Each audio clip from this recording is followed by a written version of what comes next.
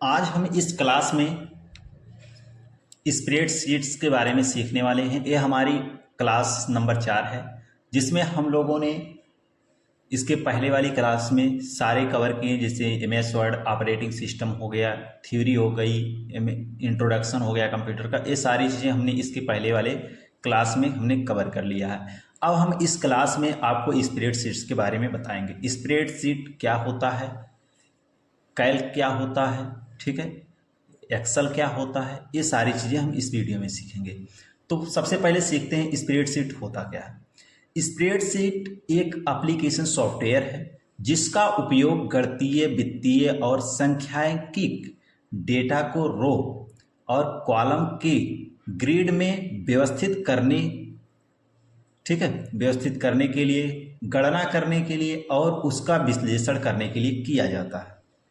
NIELIT CCC syllabus में Libre office Calc एक प्राथमिक सॉफ्टवेयर होता है, ये चीज़ आप लोग हमेशा याद रखिएगा। जबकि MS एक्सेल से कुछ तुलनात्मक प्रश्न पूछे जाते हैं, बाकी बहुत ज़रूरी नहीं है, ठीक है। तो जो इसका इंफॉर्मेशन है इसको आप लोग याद रखिएगा कि ये क्या होता है। स्प्रेडशीट एक गणितीय और वित्तीय और सांख्यिकीय डेटा जिसको रो और कॉलम के ग्रिड में व्यवस्थित करता है और गणना करता है और इसके विशेष कार्यों के लिए जाना जाता है, ठीक। तो चलिए आगे हम लोग चलेंगे, इसमें आगे देखेंगे क्या है वर्कशीट और क्या है वर्कशीट और वर्कबुक, ठीक है। वर्कबुक क्या होता है इसको पहले जानेंगे। स्प्रेडशीट फाइल को वर्कबुक कहा जाता है। जो आपकी स्प्रेडशीट फाइल होती है उसे क्या कहा जाता है, वर्कबुक कहा जाता है। यह एक से अधिक शीट का संग्रह होता है, ठीक है। जैसे जब भी आप अपना एक्सेल या लिब्रे ऑफिस कैल्क खोलते हैं तो उसमें सिर्फ सिंगल शीट आपको दिखाई देती है, ठीक। किसी किसी में पुराने वर्जन में डिफ़ॉल्ट रूप से 3 शीटें होती हैं, लेकिन नए वर्जन में अभी क्या है, सिंगल शीट होती है। जो शीट होती है जब आप उसको नई शीट बनाते हैं, जब नई शीट आप इंसर्ट करते हैं तो जो आप इंसर्ट कर रहे हैं, जहां इंसर्ट हो रहा है, ये पूरा जो इसका समूह है उसी को वर्कबुक कहा जाता है, ठीक है। जो सभी सीटों का एक समूह होता है उसी को वर्कबुक कहा जाता है। अब वर्कशीट क्या होती है, वर्कशीट के अंदर का एक सिंगल पेज या सीट जहां डेटा प्रविष्ट किया जाता है, ठीक है, वो क्या होता है, वो वर्कशीट होता है। जैसे जहां हम वर्क करते हैं, एक्सेल के जो पेज होते हैं जहां पे हम वर्क करते हैं उसे क्या कहा जाता है, उसे वर्कशीट कहा जाता है। अब लिब्रे ऑफिस कैल्क और MS एक्सेल के बीच में अंतर क्या है इसको जानेंगे।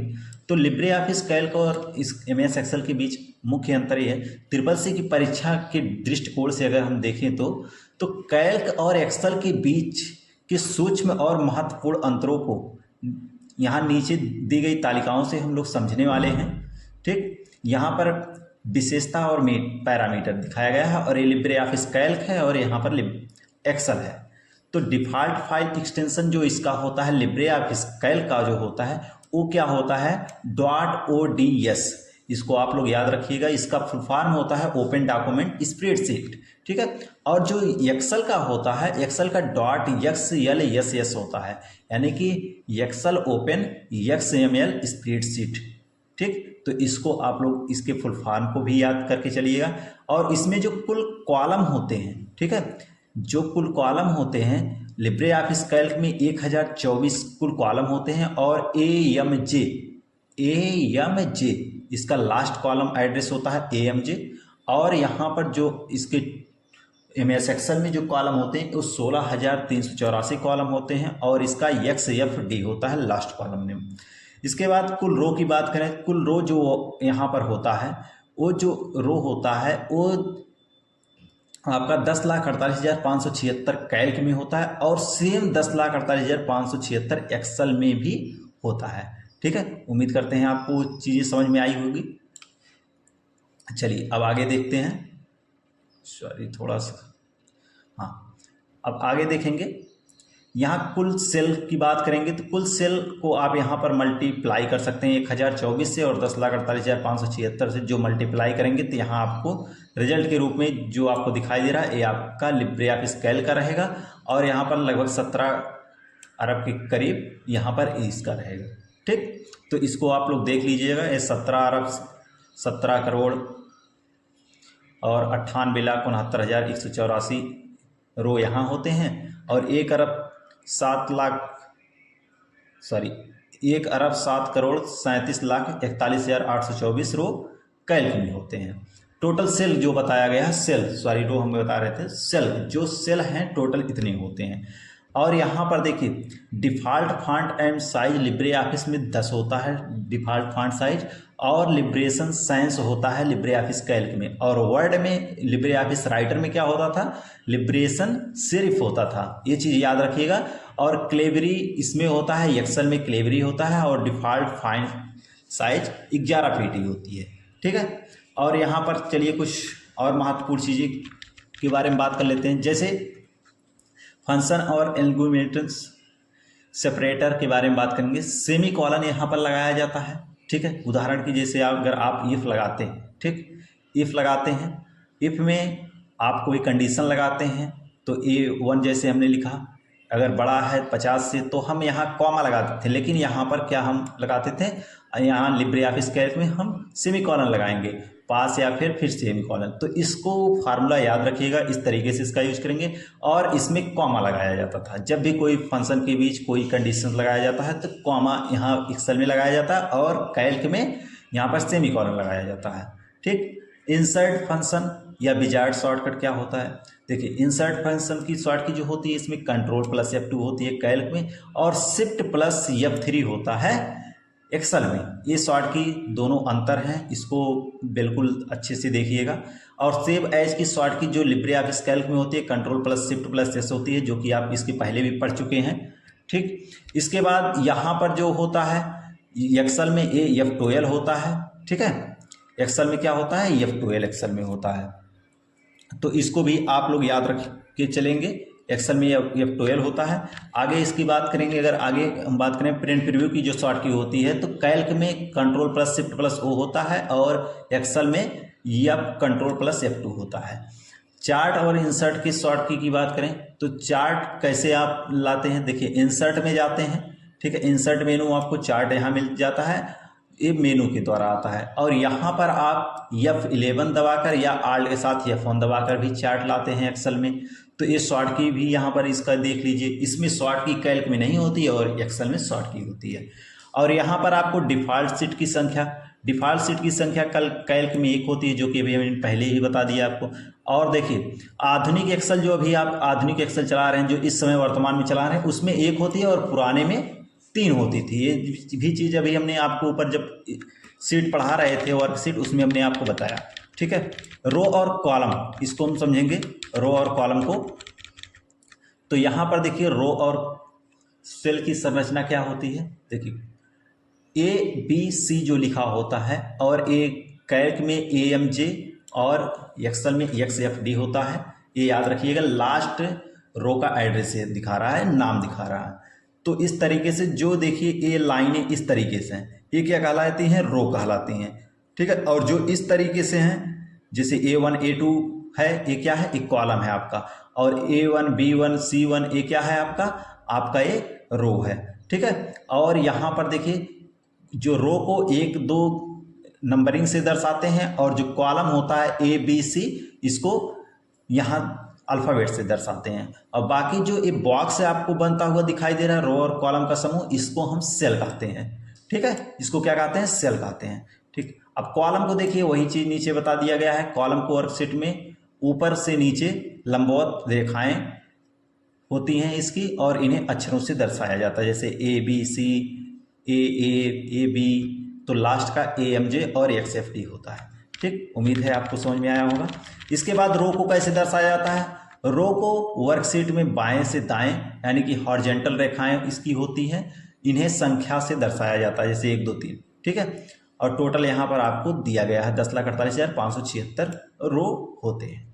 सेल क्या होते हैं, एक कॉलम और एक रो के प्रतिच्छेदन को, ठीक है, उनकी समूह को, ठीक है, क्या कहते हैं, सेल कहते हैं। यानी कि जहाँ दोनों मिलते हैं, ठीक है, जो दोनों मिलकर एक बॉक्स बनाते हैं, उस बॉक्स को सेल कहा जाता है।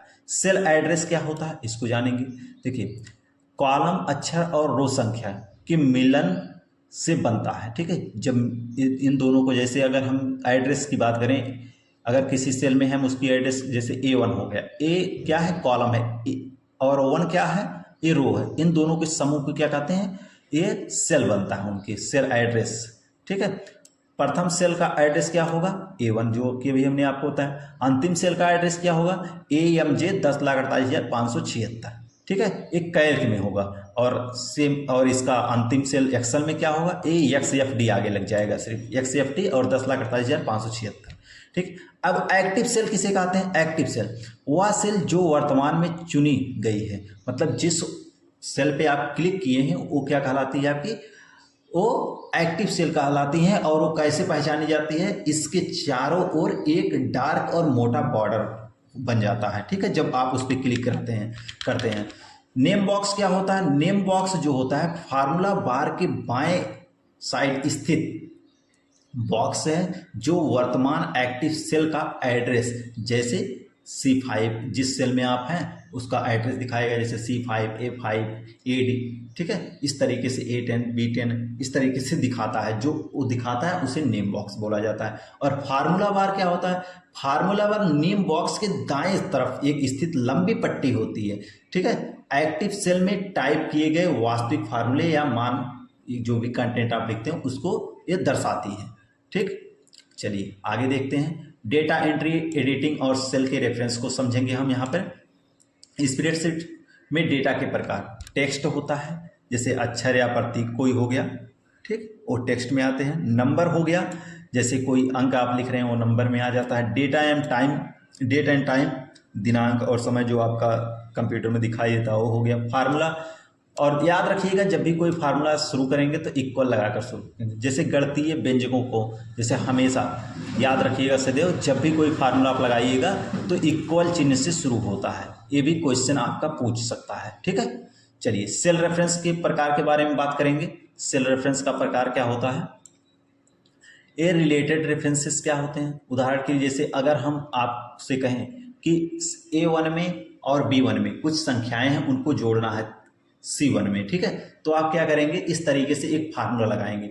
तो इसी को जो ये फार्मूला आप लगा रहे हैं A1 यानी कि A1 का एड्रेस हो गया, B1 यानी कि दूसरे वाले सेल का एड्रेस हो गया। ये जो आप दोनों को एक में जोड़ रहे हैं इसी को रिलेटिव रेफरेंसिंग कहा जाता है। ठीक है, जब इस फार्मूले को किसी दूसरे सेल में कॉपी किया जाता है तो रो और कॉलम का एड्रेस नए स्थान के अनुसार अपने आप बदल जाता है। ठीक है, अगर इसी को हम कॉपी करके किसी और जगह रखें तो ऑटोमेटिक इसका एड्रेस, जैसे अगर हम इसको C1 में कर रहे हैं तो C1 से अगर कॉपी करके D1 में करेंगे तो यहाँ पर जो एड्रेस इसका होगा A1 की जगह B1 हो जाएगा और B1 की जगह C1 हो जाएगा। तो इसको आप करके भी देख लीजिएगा। ठीक है, इस तरीके से।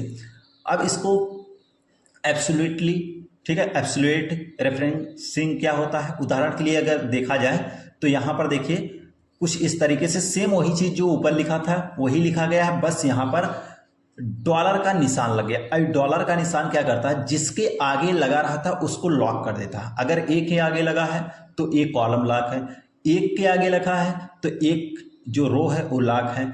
तो ये क्या करता है, ये लॉक करता है कॉलम और रो को। ठीक है, जिसके आगे लगा रहेगा वो लॉक रहेगा। ठीक, तो रो और कॉलम दोनों के आगे डॉलर का चिन्ह लगाया जाता है। फार्मूला कॉपी करने पर इसका सेल एड्रेस बिल्कुल नहीं बदलता। जब इस तरीके से लॉक कर दिया जाता है तो अगर हम C1 का डाटा D1 में कॉपी करेंगे तो जो C1 में रहेगा वही D1 में भी आएगा। ठीक है, अब मिक्स्ड रेफरेंसिंग को समझेंगे हम क्या होता है। उदाहरण के लिए अगर देखिए यहाँ पर इक्वल $A1 लिखा जाए तो यहाँ पर हमने आपको बताया जिसके आगे डॉलर का निशान लगा रहता है वो क्या होता है, लॉक होता है। तो यहाँ पर लॉक कौन सा है आप लोग बताएंगे, कॉलम यहाँ पर फिक्स्ड किया गया है यानी कि लॉक किया गया, और रो परिवर्तनशील है। यानी कि अगर हम इसको किसी और कॉलम में ले जाते हैं, कॉपी करते हैं, तो ये आपका तो ये यही रहेगा ए, लेकिन ये जो आपका रो है ये चेंज हो जाएगा। A1 है तो A2 हो जाएगा। ठीक है, उम्मीद करते हैं आपको इस चीज़ समझ में आया होगा। तो यहाँ पर देखिए रो फिक्स्ड हो गया, यहाँ पर देखिए क्या यहाँ कॉलम फिक्स्ड है, और इसमें देखिए इसमें क्या फिक्स्ड है, रो फिक्स्ड है। ठीक है, इसमें या तो केवल रो या केवल कॉलम के आगे डॉलर चिन्ह होता है। ठीक है, मिक्स्ड जो होते हैं।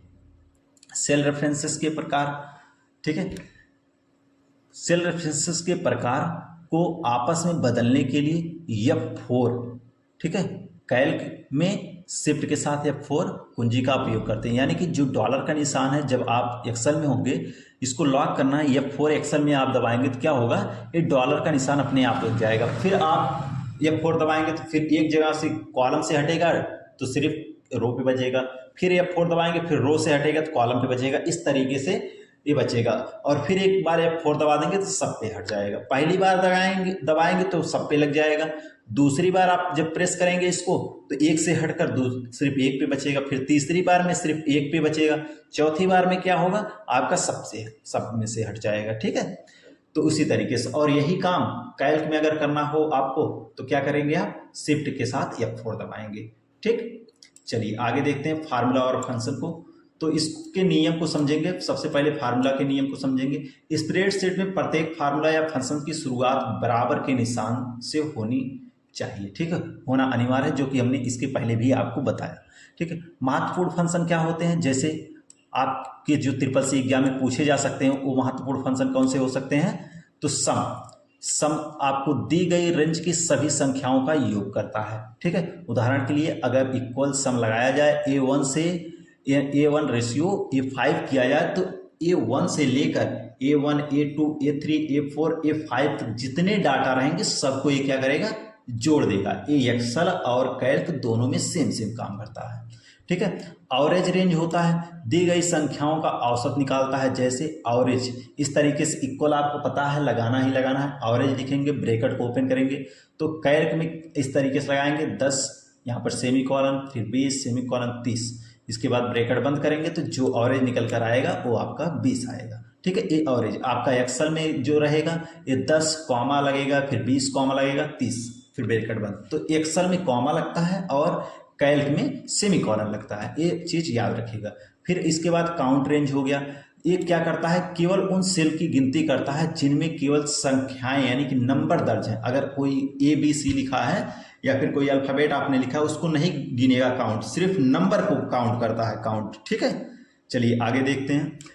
एक काउंट ए होता है, काउंट ए क्या करता है, उन सभी सेलों की गिनती करता है जो खाली नहीं है, ठीक है, जिसमें डाटा है, ठीक है, उनको सबको गिनेगा, लेकिन जिसमें डाटा नहीं है जो ब्लैंक है उसको छोड़ देगा, उसकी गिनती ये नहीं करता है, ठीक है। अब यहाँ पर आगे आपका काउंट ब्लैंक रेंज आ गया, ठीक है। अब यहाँ पर जो है केवल खाली ब्लैंक सेलों की संख्या गिनता है, ठीक है। मैक्स रेंज आ गया, मिन रेंज आ गया, सबसे बड़ा यानी कि मैक्स रेंज, अगर मैक्स फार्मूला का यूज कहीं आप करेंगे तो जो सबसे बड़ी संख्या उसमें रहेगी वो आपके सामने निकाल कर देगा, और जो अगर मिन का यूज करते हैं तो जो सबसे छोटी संख्या रहेगा वो आपको निकाल कर दे देगा। प्रोडक्ट नंबर्स दी गई संख्याओं का आपस में गुणा करता है, जो संख्याएं दी गई हैं वो आपस में गुणा कर देता है उसका, ठीक है। जैसे प्रोडक्ट 5 और 4, यहाँ पर 20 आया। हाँ एक चीज और, जैसे अगर हम आपसे कहें यहाँ पर प्रोडक्ट 5 और -4 अगर कर दें तो यहाँ पर रिजल्ट क्या आएगा, रिजल्ट सेम आएगा, 20 ही रिजल्ट आएगा, बस 20 के आगे माइनस लग जाएगा। ये चीज आप लोग हमेशा याद रखिएगा, ठीक है। प्रोडक्ट का अगर फार्मूला लगा है तो अगर आपसे पूछा है 20 कॉमा या फिर सेमी कॉलन, यहाँ कैल्क का यूज किया गया है, सेमी कॉलन -4 लिखा गया है, तो आप कंफ्यूज मत होइएगा कि यहाँ पर माइनस होगा, घटेगा नहीं, पहले मल्टीप्लाई करेगा और मल्टीप्लाई करने के बाद माइनस का निशान लगा देगा आगे, ठीक। तो उम्मीद करते हैं आपको समझ में आया होगा। चलिए आगे यहाँ पर आपको क्या मिलेगा, आपको यहाँ पर मिलेगा राउंड नंबर और काउंट, ठीक है। संख्या को दिए गए दशमलव स्थानों तक, ठीक है, गोल करता है यानी कि राउंड करता है। जैसे राउंड का फार्मूला आप लगाएं, 12.456 लिखा है, फिर सेमी कॉलन लगाकर 2 लिखा है, तो इसमें क्या हो जाएगा, 12.46 हो जाएगा, ठीक है। क्या हो जाएगा, 46। अभी जो 56 है ना इसको 1 में कन्वर्ट कर देगा, यानी कि 45 से 46 हो जाएगा, ठीक है। ये राउंड करता है इस तरीके से। ये 2 किस लिए लगा है, एक इसलिए लगा है कि दशमलव के बाद सिर्फ 2 ही संख्या दिखे और 2 को राउंड कर दे, ठीक है। उम्मीद करते हैं आपको समझ में आया होगा।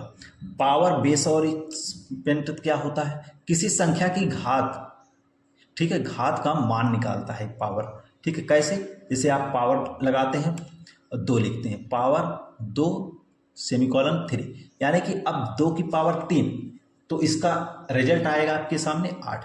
और यहीं पर अगर SQRT का फार्मूला लगाते हैं, SQRT यानी कि स्क्वायर लगाता है, ठीक है, स्क्वायर निकालता है। जैसे अगर हम आपसे कहें स्क्वायर 16, ठीक है, तो एक 16 किसका स्क्वायर है, तो आपका सामने रिजल्ट आ जाएगा 4 का।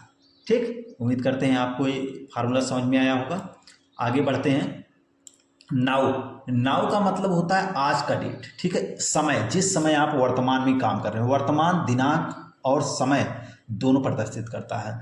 और टुडे, टुडे क्या करता है, टुडे का फार्मूला केवल आज की दिनांक प्रदर्शित करता है, ठीक है। अब लेन का फार्मूला लगाएंगे टेक्स्ट में, तो टेक्स्ट में कुल अक्षरों की स्पेसिंग सहित संख्या बताता है, ठीक है।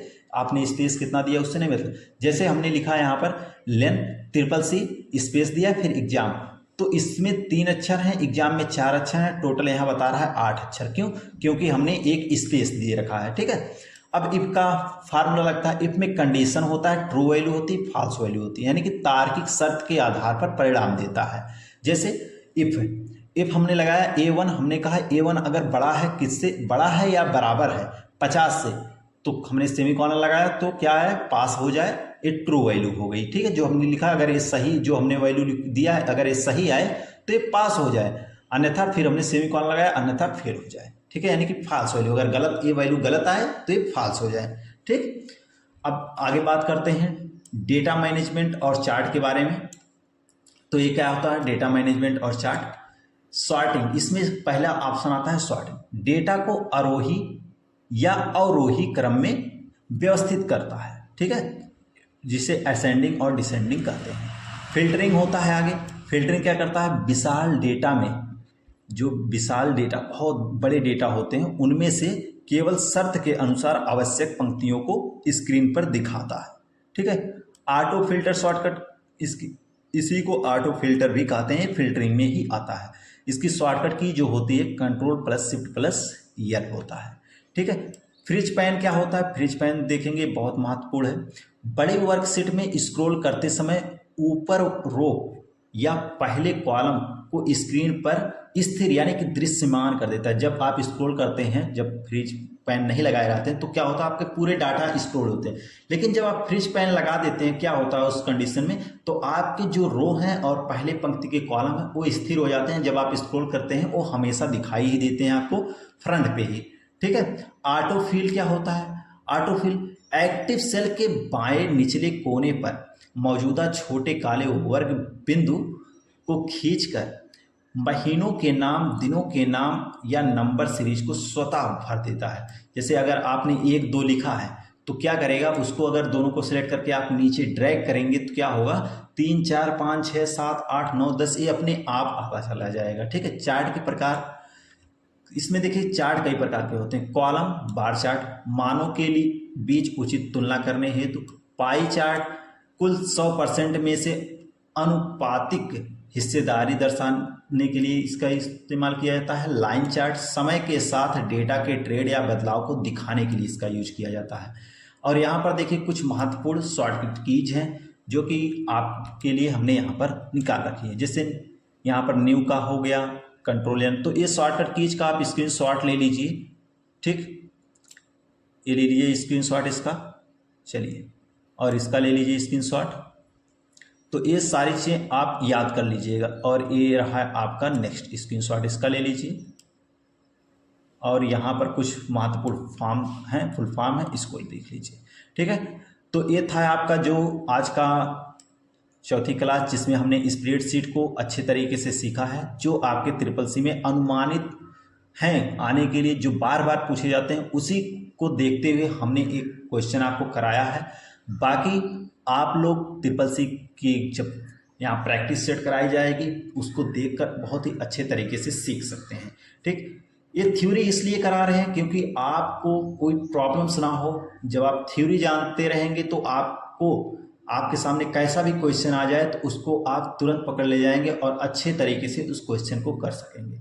तो मिलते हैं आपसे नेक्स्ट वीडियो में। अगर आप इस वीडियो पे पहली बार आए हैं, इस चैनल पे पहली बार आए हैं, तो चैनल को सब्सक्राइब कर दीजिएगा, वीडियो को लाइक कर दीजिए, और जो भी ट्रिपल-सी की तैयारी कर रहे हैं, सेल्फ स्टडी कर रहे हैं, उन तक ये वीडियो जरूर शेयर कर दीजिएगा। अगर वो करना चाहते हैं तो ये वीडियो उन लोगों के लिए बहुत ही हेल्पफुल होने वाली है। मिलते हैं आपसे नेक्स्ट वीडियो में।